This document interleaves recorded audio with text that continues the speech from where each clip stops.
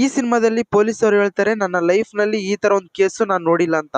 ಹೌದಾ? One of the best actor Mammootty ಅವರು ನಟನೆ ಮಾಡಿರೋ ಚಿತ್ರ ಕಲಂ ಕಾವಲ್ ಈ ಸಿನಿಮಾ ಸೋನಿ ಲೆವೆಲ್ ಸ್ಟ್ರೀಮಿಂಗ್ ಆಗ್ತಿದೆ. ಈ ಸಿನಿಮಾ ನೋಡಿದ್ಮೇಲೆ ನನ್ನ ಒಪಿನಿಯನ್ ಹೇಳ್ಬೇಕಪ್ಪ ಅಂದ್ರೆ ಸ್ಟಾರ್ಟಿಂಗ್ ಅಲ್ಲಿ ಹೇಳಿದ್ನಲ್ಲ, ಪೊಲೀಸ್ ಅವರು ನನ್ನ ಲೈಫ್ ನಲ್ಲಿ ಈ ತರ ಒಂದು ಕೇಸ್ ನೋಡಿಲ್ಲ ಅಂತ.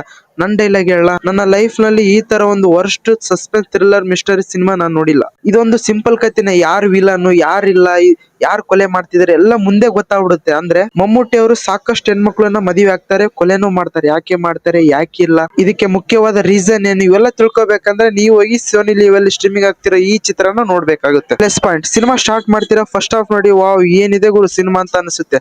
ಆಮೇಲೆ ಸೆಕೆಂಡ್ ಹಾಫ್ ಸ್ಟಾರ್ಟ್ ಆಗುತ್ತೆ, ರಿಯಲಿ ಡಿಸಪಾಯಿಂಟ್ ಹಾಕಿರ. ಯಾಕಂದ್ರೆ ಫಸ್ಟ್ ಹಾಫ್ ನಲ್ಲಿ ಒಳ್ಳೆ ಸ್ಟೋರಿನ ತೋರಿಸ್ತಾರೆ, ಆದ್ರೆ ಸೆಕೆಂಡ್ ಹಾಫ್ ನಲ್ಲಿ ಅದೇ ಸ್ಟೋರಿನ ಕಂಟಿನ್ಯೂ ಇರುತ್ತೆ. ಮತ್ತೆ ಆಕ್ಟಿಂಗ್ ಪರ್ಫಾರ್ಮೆನ್ಸ್ ಅಲ್ಲಿ ವಿನಾಯಕರ್ ಆಗಿರಬಹುದು, ಮಮ್ಮೂಟಿ ಅವರು ಡಿಫ್ರೆಂಟ್ ಆಕ್ಟಿಂಗ್ ಅಲ್ಲಿ ನೀವು ಎಂಜಾಯ್ ಮಾಡ್ತೀರಿ. ಮತ್ತೆ ಇಂಟರ್ವ್ಯೂಲ್ ಅಲ್ಲಿ ಒಂದು ಟ್ವಿಸ್ಟ್ ಇರುತ್ತೆ, ಅದು ಮಾತ್ರ ಸಿಕ್ಕಾಪಟ್ಟೆ ಕಿಕ್ ಕೊಡುತ್ತೆ ಅಂತಾನೆ ಹೇಳ್ಬೋದು. ಫಸ್ಟ್ ಹಾಫ್ ನಲ್ಲಿ ಯಾಕೆ ಹೆಣ್ಮಕ್ಳನ್ನ ಸಾಯಿಸ್ತಾನೆ, ಯಾಕಿಲ್ಲ, ಒಂದು ಕ್ಯೂರಿಯಾಸಿಟಿ ಆಗಿರ್ಬೋದು, ಇವೆಲ್ಲ ಎಂಜಾಯ್ ಮಾಡಬಹುದು ಫಸ್ಟ್ ಹಾಫ್ ಅಲ್ಲಿ. ಇನ್ನು ಸೆಕೆಂಡ್ ಹಾಫ್ ಸ್ಟಾರ್ಟ್ ಆಗುತ್ತೆ, ಮೈನಸ್ ಪಾಯಿಂಟ್. ಸೆಕೆಂಡ್ ಹಾಫ್ ನಲ್ಲಿ ಸ್ಟಾರ್ಟಿಂಗ್ ಇಂದ ಎಂಡ್ ವರೆಗೂ ನಿಮಗೆ ಸಿಕ್ಕಾಪಟ್ಟೆ ಬರೋಡಿತೆ ಸಿನಿಮಾ ಮಾತ್ರ. ಅದೇ ಸ್ಟೋರಿ, ಅದೇ ಡ್ರಾಮಾ. ಫಸ್ಟ್ ಹಾಫ್ ನಲ್ಲಿ ಏನ್ ಸ್ಟೋರಿ ಇರುತ್ತೆ ಅದೇ ಕಂಟಿನ್ಯೂ ಇರುತ್ತೆ. ಅದಕ್ಕೆ ನಿಮ್ಗೆಲ್ಲರಿಗೂ ಈ ಸಿನಿಮಾ ಡಿಸಪಾಯಿಂಟ್ ಮಾಡ್ಬೋದೇನೋ ಅಂತ ಅನಿಸುತ್ತೆ.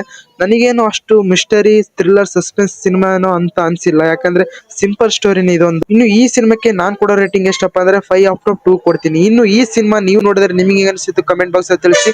ಈ ಸಿನಿಮಾ ಪ್ರೆಸೆಂಟ್ ಸೋನಿ ಲಿವ್ ಅಲ್ಲಿ ಸ್ಟ್ರೀಮಿಂಗ್ ಆಗ್ತಿದೆ, ಕನ್ನಡದಲ್ಲಿ ಇಲ್ಲ, ಉಳ್ಕಿದ ಎಲ್ಲಾ ಭಾಷೆಯಲ್ಲಿ ರಿಲೀಸ್ ಆಗ್ತಿದೆ.